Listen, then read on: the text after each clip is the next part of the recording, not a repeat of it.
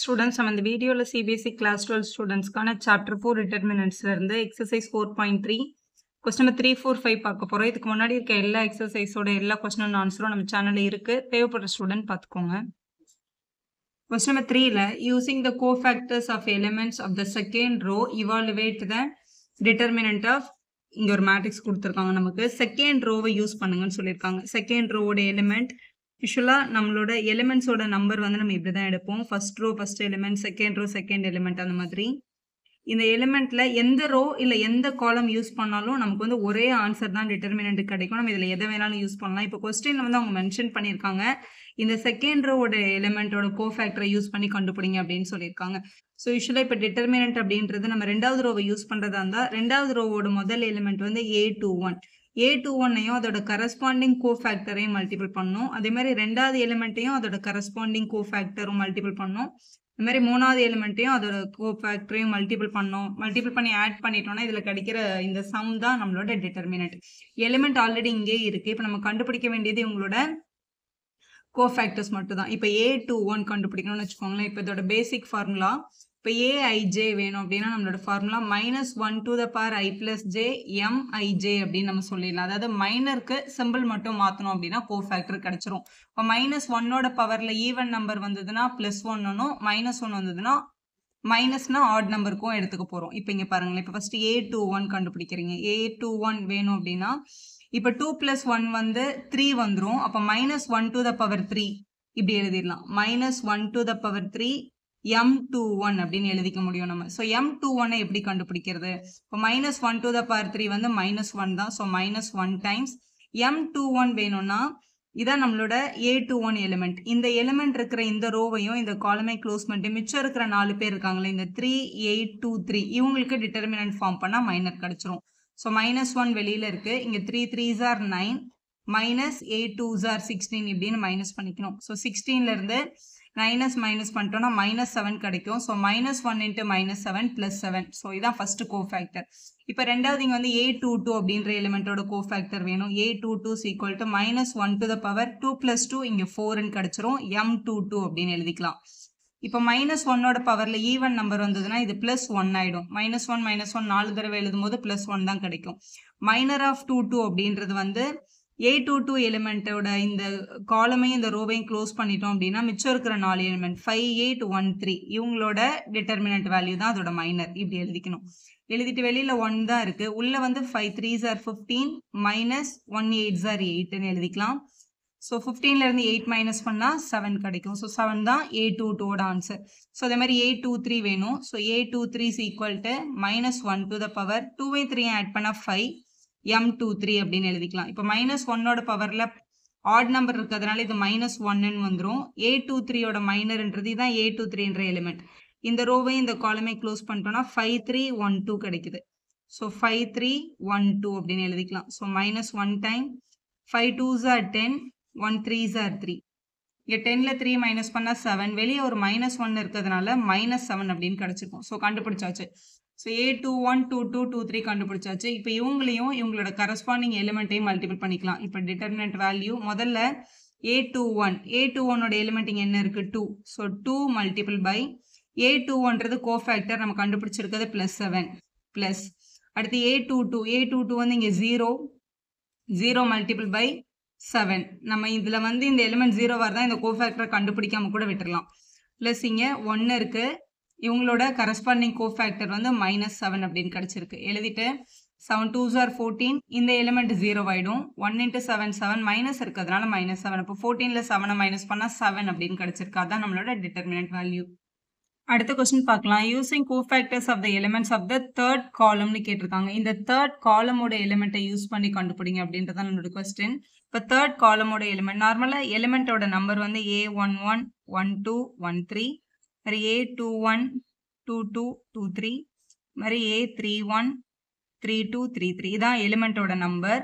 இதோட third காலமை use பண்ணுங்கன்னு சொல்லியிருக்காங்க. இதான் நம்மளோட தேர்ட் காலம். இந்த தேர்ட் காலமை யூஸ் பண்ணி டிட்டர்மினன்ட் ஃபார்ம் பண்ணணும்.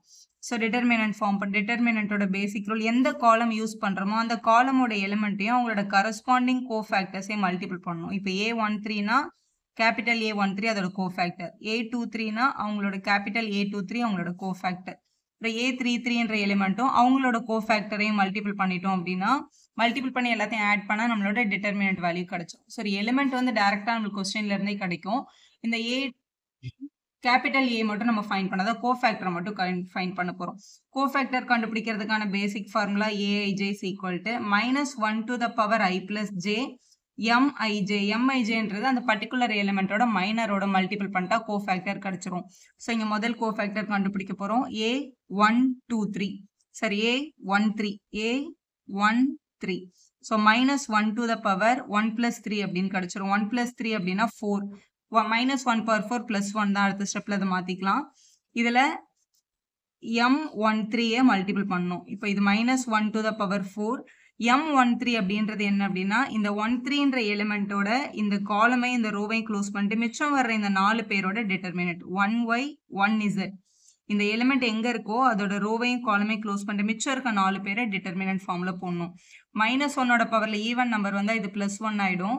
ஸோ இவங்கள மல்டிபிள் பண்ணிக்கலாம். 1 into z -1 into y அப்போ 1 கூட என்ன மல்டிபிள் பண்ணாலும் அதே தான் வரும். அப்போ z - y அப்படின்னு எழுதிக்கலாம். இப்போ அடுத்து நமக்கு தேவைப்படுற கோஃபேக்டர் வந்து A23. So A23 is equal to -1 to the power 2 plus 3 எழுதிட்டு -23யோட மல்டிபிள் பண்ணணும். இப்போ இது -1 to the power 5 கிடைச்சிருக்கும். M23 அப்படின்னா நம்மளோட 23 எலிமெண்ட் இதுதான். ஸோ இவங்க காலமே இந்த ரோவை க்ளோஸ் பண்ணிட்டோம்னா ரிமைனிங் வர்றது 1x 1z அப்படின்ற நம்பர். இப்போ -1ஓட பவர்ல ஆட் நம்பர் வர்றதுனால -1 அப்படியே தான் இருக்கும். So -1 into z minus x அப்படின்னு கிடைக்குது. மைனஸ் உள்ள கொண்டு போகும்போது -z plus x அப்படின்னு மாறி இருக்கும். -z இது வந்து +x ஆயிருக்கும். இதான் கேபிட்டல் A23. அடுத்து லாஸ்ட் எலிமெண்ட் A33 வேணும். So -1 to the power 3 plus 3 minor 233யோட மல்டிபிள் பண்ணணும். ஸோ -1 to the power 6 M33னா இதான் A33 எலிமெண்ட். இந்த ரோவும் இந்த காலமும் க்ளோஸ் பண்ணிட்டா 1x 1y கிடைக்குது. அப்போ 1x 1yன்னு எழுதிட்டு இப்போ பவர்ல 6 இருக்கிறதுனால இது ஒரு ஈவன் நம்பர், இது +1 ஆயிடும். 1 into y -1 into x வந்து x 1ஓட மல்டிபிள் பண்ணா அதே எலிமெண்ட் அப்படியே வந்திருக்கும். ஸோ இது எடுத்து எழுதியாச்சு. இப்போ கேபிட்டல் ஏ எல்லாமே கண்டுபிடிச்சாச்சு. ஸ்மால் ஏ எல்லாமே கொஸ்டின்ல இருக்கு. எடுத்து இந்த மாதிரி சப்ஸ்டிட் பண்ணிக்கலாம். டெல்ஸ் ஈக்குவல் டு முதல்ல A13 இங்க யார் இருக்கா yz. So yz multiple by capital A13ன்றது கோஃபேக்டர். நமக்கு என்ன கிடைச்சிருக்கு z - y கிடைச்சிருக்கு. ஸோ z - y பிளஸ் அடுத்து A23யோட எலிமெண்ட் zx மல்டிபிள் பை நம்மளுக்கு கிடைச்சிருக்க எலிமெண்ட் -z plus x கிடைச்சிருக்கு. Last element xy. So xy கூட லாஸ்ட் கோஃபேக்டர் y - x கிடைச்சிருக்கு. இப்படி எழுதிக்கலாம். எழுதிட்டு இதை சிம்பிளிஃபை பண்ணி ஆன்சர் பண்ணணும். முதல்ல இவங்களை உள்ள மல்டிபிள் பண்ணிக்கலாம். உள்ள மல்டிபிள் பண்ணும்போது yz into z பண்ணா yz ஸ்கொயர்ட். அப்புறம் yzம் yயும் பண்ணா -y²z பிளஸ் இன்ட்டு மைனஸ் இந்த zxம் zம் மல்டிபிள் பண்ணும்போது நமக்கு z²x கிடைக்கும். இந்த பிளஸும் பிளஸ் zx² கிடைச்சிருக்கும். இவங்க ரெண்டு பேரையும் மல்டிபிள் பண்ணும்போது plus xy² plus into minus xம் x²y அப்படின்னு கிடைச்சிருக்கு. எழுதியாச்சு. இதுல காமன் டேர்ம்ஸ் வெளில எடுத்துடலாம். இது அப்படியே பார்த்தா எல்லாத்துலயுமே காமன் டேர்ம்ஸ் உள்ள வர மாதிரி நமக்கு டேர்ம்ஸ் கிடைக்கல. ஆனா எல்லாமே xy காம்பினேஷன்ல இருக்கு. அதனால என்ன பண்ணிக்கிறோம் அப்படின்னா இங்க பாருங்களேன், இங்க வந்து zx² இருக்கு. அது மாதிரி இங்க வந்து zy² இருக்கு. அவங்க ரெண்டு பேரையும் பக்கத்துல எழுதிக்கலாம். அது மாதிரி yz² இருக்கு, z²x இருக்கு. அது மாதிரி இவங்க ரெண்டு பேரும் இங்க எழுதிக்கோங்க. எழுதிட்டு இப்படி எழுதிடுறதுனால இப்ப இவங்க ரெண்டு பேர்கிட்ட என்ன காமனா இருக்குன்னா z காமனா இருக்கு. z காமனா எடுத்துட்டோம்னா இவங்க ரெண்டு பேருக்கும் உள்ள x² - y² இருக்கும். இவங்க ரெண்டு பேர்கிட்ட z² காமனா இருக்கு. அப்போ உள்ள y - x இருக்கும். பிளஸ் இவங்க கிட்ட எக்ஸும் ஒய்யும் காமனா இருக்கு. அப்போ y - x வந்து ரிமைனிங் டேர்ம்ஸா உள்ள இருந்திருக்கும். இப்படி எழுதிக்கலாம். இப்போ இவங்க எல்லார்கிட்டயுமே இங்க பாருங்களேன், y - x இருக்கு. இங்க வந்து x² - y² இருக்கு. x² - y² அப்படின்னா இதை வந்து நம்ம x plus y into x minus y அப்படின்னு நம்ம மாத்தி கூட எழுதிக்கலாம். இங்க வந்து நம்ம கிட்ட பிளஸ், இங்க வந்து x minus y இருக்கு. இங்க வந்து y minus x இருக்கு. y minus x x minus y ன்னு மாத்தி எழுதணும் அப்படின்னா ஒரு மைனஸ் சைனை வெளில எடுத்துக்கலாம். இப்போ -z² x minus y அப்படின்னு மாத்திக்கலாம். மாதிரி இங்கேயும் வந்து y minus x இருக்கு. நமக்கு x minus y காமனா வெளியில தேவைப்படுறதுனால ஒரு மைனஸ் சைனை வெளில எடுத்துட்டோம் அப்படின்னா இது x minus y அப்படின்னு மாறிடும். ஸோ இப்படி எடுத்துட்டோம். இப்போ 3 டேர்ம் இருக்கு. 3 பேர்கிட்டயுமே x minus y இருக்கு பாருங்க. x minus y வெளில எடுத்துடலாம். வெளில எடுத்துட்டோம்னா இவங்க கிட்ட ரிமைனிங் டேர்ம் ஒரு z ஒரு x plus y மட்டும் உள்ள இருக்கும். ஸோ அப்போ ZX + ZY உள்ள இருக்கும்னு எழுதிக்கலாம். இங்கே plus into minus minus X minus Y வெளியே போயிடுச்சு, மிச்சம் இந்த Z² மட்டும் இருக்கும். இங்கே எக்ஸ் மைனஸ் ஒய் வெளில போயிடுச்சு, மைனஸ் XYன்ற டேர்ம் மட்டும் ரிமைனிங் இருந்திருக்கும் அப்படின்னு எழுதிக்கோங்க. எழுதியாச்சு. இப்போ இவங்க 2 பேருக்கும் காமன் டேர்ம்ஸ் எடுத்துடலாம். ஸோ இப்போ இவங்க கிட்ட இது இப்போ மொத்தம் 4 டேர்ம் இருக்கு. ஆனால் இவங்க கிட்ட எதுவுமே காமனாக இல்லைல்ல, அதனால இவங்கள இப்படி பிளேஸ் மாற்றிக்கலாம் நம்ம முதல்ல. எக்ஸ் மைனஸ் ஒய் இப்போ ZX minus Z² plus ZY minus XYன்னு எழுதிக்கலாம். இப்படி எழுதுறதுனால இவங்க 2 பேர்கிட்டையும் Z காமனாக இருக்குது, இவங்க 2 பேர்கிட்ட என்ன காமனாக இருக்குது, Y காமனாக இருக்குது. எக்ஸ் மைனஸ் ஒய் அப்படியே இருக்கும். இவங்க 2 பேர்கிட்ட இருந்து Z காமனாக எடுத்துட்டோம்னா எக்ஸ் மைனஸ் Z உள்ளே இருக்கும். இவங்க 2 பேர்கிட்ட இருந்தும் ஒய்யை வெளியில் எடுத்துட்டோம்னா உள்ளே வந்து Z மைனஸ் எக்ஸ்ன்ற டேர்ம் உள்ளே இருக்கும்.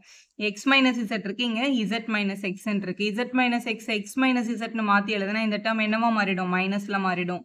அப்போ X minus Y into Z into X minus Z minus Y into X minus Zன்னு மாற்றிக்கலாம். மைனஸில் இருக்கவங்கள மாற்றி எழுதும் போது ஒரு மைனஸ் வெளில வரும். இப்போ இங்கேயும் எக்ஸ் மைனஸ் Z இருக்குது, இங்கேயும் எக்ஸ் மைனஸ் Z இருக்குது. நம்ம அதை காமனாக வெளியில் எடுத்துடலாம், எக்ஸ் மைனஸ் Z அப்படின்னு.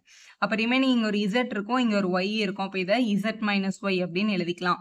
ஸோ இதான் உங்களோட சிம்பிளிஃபைடு ஃபார்ம் உங்களுக்கு கொடுத்துருக்க கொஸ்டினுக்கு. இப்போ கொஸ்டின் நம்பர் 5 ஒரு சூஸ். உங்களுக்கு வந்து ஒரு டிட்டர்மினன்ட் கொடுத்துருக்காங்க. இதில் கேபிட்டல் ஏஐஜேன்றது கோஃபேக்டராகவும் ஸ்மால் ஏஐஜேன்றது எலிமெண்ட்டாகவும் எடுத்துக்கிட்டோம் அப்படின்னா டிட்டர்மினன்ட் எப்போ கிடைக்கும் அப்படின்னு கேட்டிருக்காங்க. இதில் ஃபர்ஸ்ட்ல பாருங்களேன், A11 அப்படின்ற எலிமெண்ட்டோட A31 மல்டிப்ளை இருக்குது. அப்படி பண்ண முடியாது. எந்த எலிமெண்ட் எடுக்கிறோமோ அதோட கரஸ்பாண்டிங் கோஃபேக்டரை மல்டிபிள் பண்ணால் மட்டும் தான் நமக்கு டிட்டர்மினன்ட் கிடைக்கும். இது மாற்றி வந்திருக்கிறதுனால இது தப்பாக இருக்குது. இது A11 கரெக்டாக இருக்குது. ஆனால் இங்கே பாருங்களேன், A12னா கேபிட்டல் ஏவும் 12 தான் வரணும். 21 மாற்றி கொடுத்துருக்காங்களா, அதனால இது ராங்கு. இங்கே பாருங்கள், A21 கூட கோஃபேக்டர் 21 வராமல் 11 வந்திருக்கு. அப்போ இதுவும் மிஸ்டேக் தான். இதில் பாருங்க, A11 கேபிட்டல் ஏயும் 11, 21 21, 31 31 எல்லா எலிமெண்ட்டுக்கும் அதோட கரஸ்பாண்டிங் கோஃபேக்டர் மல்டிப்ளை ஆட் ஆயிருக்கு. டி ஆப்ஷனில் மட்டும் தான் சரியாக வந்திருக்கு, மற்ற எல்லாத்துலேயுமே மாற்றி மாற்றி வந்திருக்கு. அதனால டி தான் உங்களோட கரெக்டான ஆன்சர். இதான் உங்களோட எக்ஸசைஸ் 4.3. வீடியோ யூஸ்ஃபுல்லாக இருந்தால் ஒரு லைக் போடுங்க, ஃப்ரெண்ட்ஸ்க்கும் ஷேர் பண்ணுங்கள். Subscriber channel for more videos.